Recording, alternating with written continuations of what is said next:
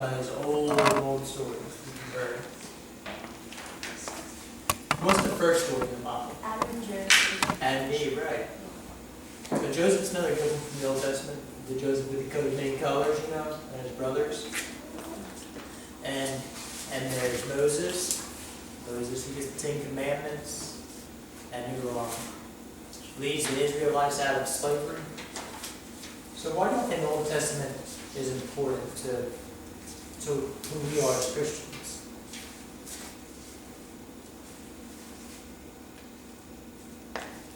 No guesses? Well, let's pretend, what if we didn't have the Old Testament? And Jesus came and said, so I'm God. Well, we didn't have the Old Testament, then no one would know who God was, right? So the Old Testament is this collection of stories that's important to us. We have to understand, we have to have a basic understanding of the Old Testament God to realize the God that was in Jesus. And so we have a lot of responsibility to understand the Jewish faith and the Jewish people. Because if we don't understand what their religion was, then how can we know anything about what Jesus even meant to those people at that time, right? So I think sometimes as Christians, especially in this day and age where pretty much everybody around us is Christians, I think a lot of the world knows more about our religion than we know about any other religions, right? I think y'all have any Jewish friends? They probably know more about what being a Christian means than we know about what it means to be a Jewish person. Wouldn't you say so? Because there's a lot more Christians around. And that's sort of the most popular religion in our country. But the interesting thing is, without understanding a little bit about that, we miss so much of what Jesus is even doing or saying. So, that's a whole religion, so I wouldn't want anyone coming into our church and saying, well, the only thing y'all believe is this, this, and this. Because our beliefs are pretty big, right? Y'all take a whole year to study all the different things we believe. So we have to be careful when we say that, Jewish people just believe one simple thing. But it's interesting to know their history, starting with, because that teaches us a little bit about why the things Jesus said were relevant. But the Jewish people were chosen by God when they were a group of people. Ultimately, they were a race of people, right? And they were enslaved in Egypt. So they were a group of people who were slaves in Egypt, and they had been slaves in Egypt for years. And then God, the same God who created Adam and Eve, came to Moses and said, I'm going to make you all covenant. So what does that word covenant mean? Can I think of other covenants people make today?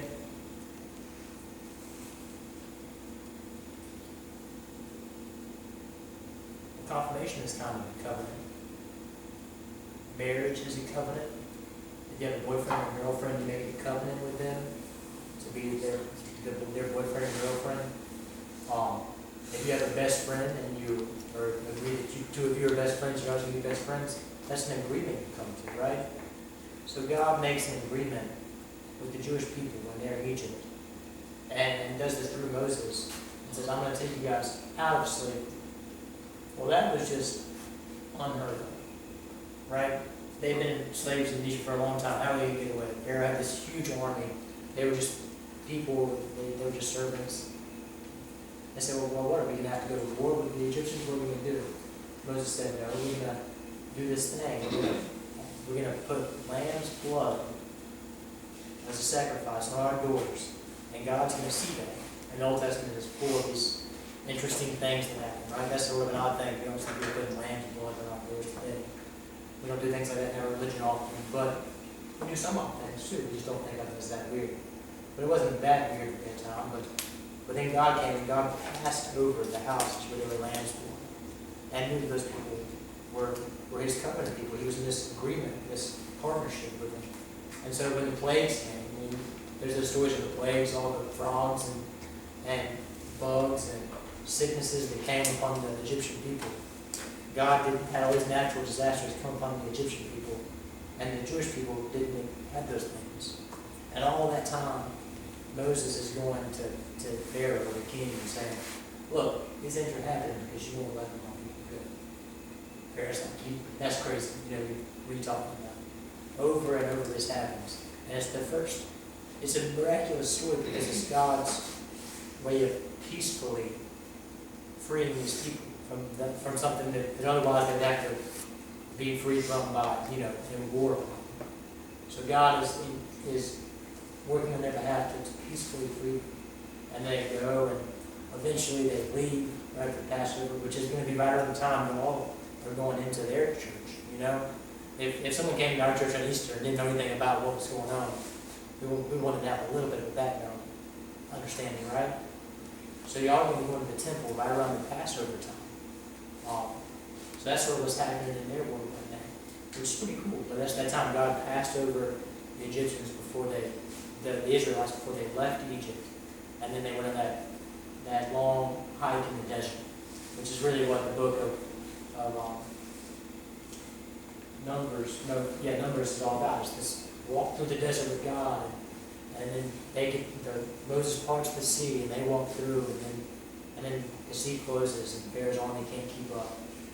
But it's interesting because there's this story of them being freed from slavery, and they get to the promised land, right?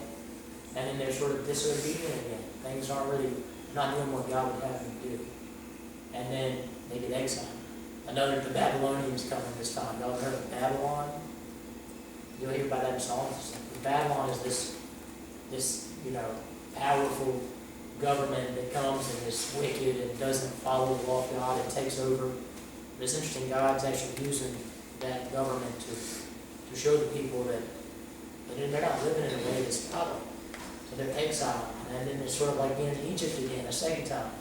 Their temple's destroyed, and then they turn back to God, and then when they turn back to God, they come back and the temple's rebuilt. And so a lot of the Old Testament is this story of people trying to be in relationship with God, right? And oftentimes they try like we try, but they're less than perfect. And that's what's continuing to happen in the Jewish faith. And there's these books of wisdom that try to teach people how to do things in godly, Proverbs, and book of prayer, Psalms. And these books they're great books if you're starting to read the Bible for y'all to read because they're fun. Proverbs is a fun book to read. It's not, there's some things that don't always agree with themselves, but it's pieces of wisdom that you can use in your life. Depending on what's going on, if you're reading those sorts of books, you can pull from those and they really help you navigate life. But there's all these books of those Proverbs and wisdom that follow these ancient stories. And there's stories of kings, good kings and bad kings. And the Old Testament is thick, but it's really a story of people trying to lead a godly life, and it not always working. And even sometimes they're behaving, but they feel like God's not doing what they want God to do. But ultimately, they're trying to control God, right? So there's this ancient history of realizing that we're not really fully ready to be in relationship with God. But they, like us, believe that God's forgiving enough and loving enough to cover us when we mess up.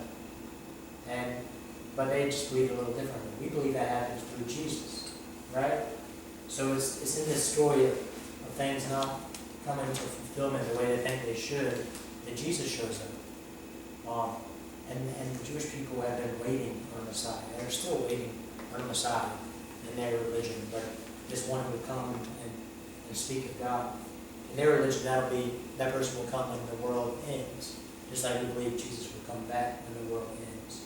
But in our faith, we take everything that they started, this covenant relationship with God, and then we see it through the lens of Jesus, the person who we claim was fully human and fully God. And that is God's symbol to us that God's not going to give up on humanity. That's God's symbol to us that, we really can improve. And God has a use for us, even as sinners, even as people who are not perfect yet.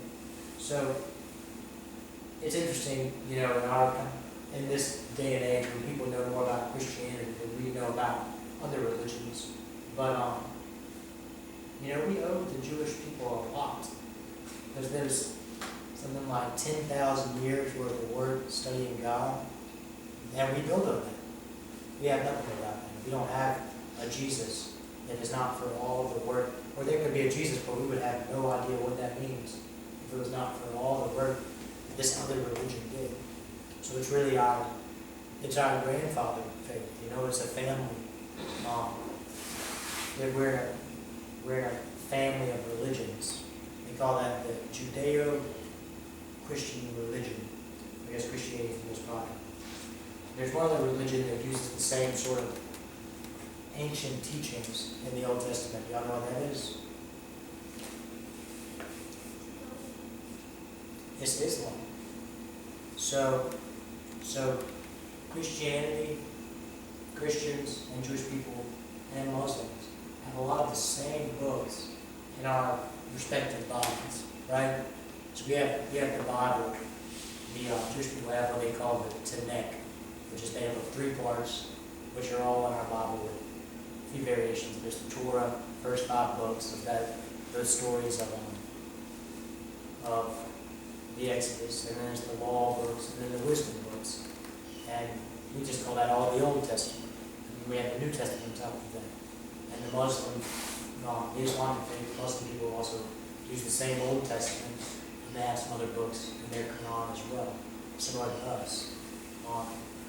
But it's all founded on the same building block, which is pretty fascinating. At the end of the day, no one knows everything about God, right? And we're all wrong. Every one of us in here will think something wrong about God at some time, But we grow in faith and we try to listen to what those around us say, and we learn little pieces here and there. But it's really the Old Testament, the Jewish faith, they also believe in working for the improvement of the world. They believe God is making things better, and just like we do. So we hold a lot of the same morals. You know what morals are? So morals are what we think are right and wrong. Our beliefs about what's right and what's wrong. And so you find a lot of the same morals in most Christians and most Jewish people and most Islamic people. Now in all those groups there's people who probably differ from that. And I think there's probably friends you have to go to church whose morals are not the same as y'all's. Maybe friends in this church whose morals aren't the same. But a big part of religion is helping us to be a community about our morals, right? Because if I just go through my life deciding everything that I think is right and wrong, or me and Levi choose to partner, but I think we're both going to go through life and we're going to both talk about what we think is right and wrong and try to make those decisions together. Which decisions are going to be better? Just me or me and Levi together? Right. And that's really what religion is about. But in the same way, we sort of in the same way we work with the Jewish faith in that way, and with the Islamic faith, we agreed upon about a lot of things in our religions and morals. Our beliefs are different about how we define God, or what we should do because of it. We all can work together in that. I was actually reading whenever we were preaching on the parables a little bit while back, which are Jesus' interesting stories, the prodigal son, the lost coin, all the stories where Jesus has these little pithy statements. I was reading a book when we were preaching on that about what a Jewish rabbi has to say about Jesus' parables. And I learned so much because the Jewish rabbi knew things about Jewish tradition that I had no idea about. Just like if we have a friend who comes to the beach here, there's a lot of things we can tell them about Muslim that they don't know, right? Well, that's what I felt like when I was reading that book by this Jewish rabbi. Is she was telling me things about why Jesus was saying these things and what it would be like to do those things as a Jewish person that I would never understood if I didn't take the time to, learn about that a little bit. So I think it's very important that we give the Old Testament due diligence one as part of our Bible, but also try to learn about what Jesus believed. Jesus was Jewish. What was it like for him to go to church? What was he studying when he was in church? Because those things are foundational to us understanding the way he said things. Does that make sense? For example, with the Pharisees, we always talk about the Pharisees, right? Y'all know who the Pharisees were?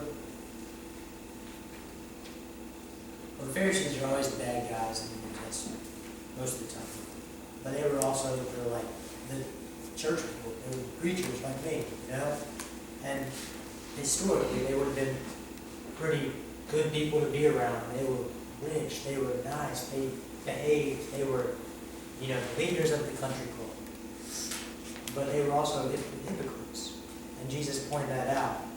But when we take time to learn who the Pharisees were, it speaks to us in a different way because we have to think, how are we being hypocritical? Are we trying to be the self-righteous Pharisees, or are we thinking we're all that because we're the church people? Or are we open to loving all people, which is what Jesus told us? And we don't know who the Pharisees were. We have no idea what Jesus is even talking about. We just know he's using some big word and starts with a big H. Right? Are y'all bored? Well, y'all are a good class. You just listen. You got any questions? Joe, you look like you have a question.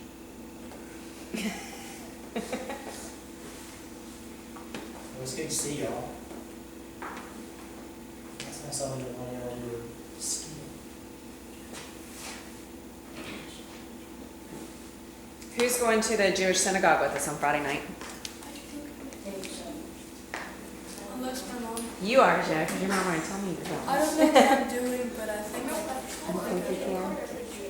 Well, I hope most of y'all will be able to go because you'll understand going through, sitting through a Jewish service. You'll understand a lot more of what JT is saying, and it's a really cool experience. And they'll bring out the Torah. You'll be able to see that, and a lot of the other things that they use. They have this horn that they blow during the service that they'll bring out. And it's really cool.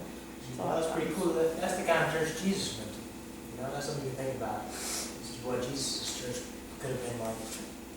So what season are the Jewish people about to be in? And I was talking about, y'all remember?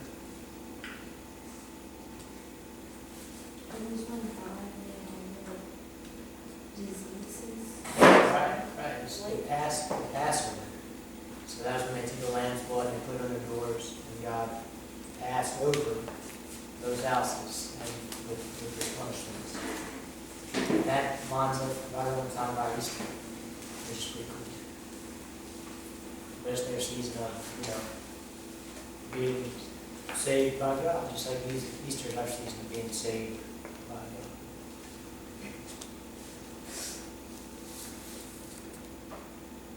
So you have a favorite story in the Old Testament yet?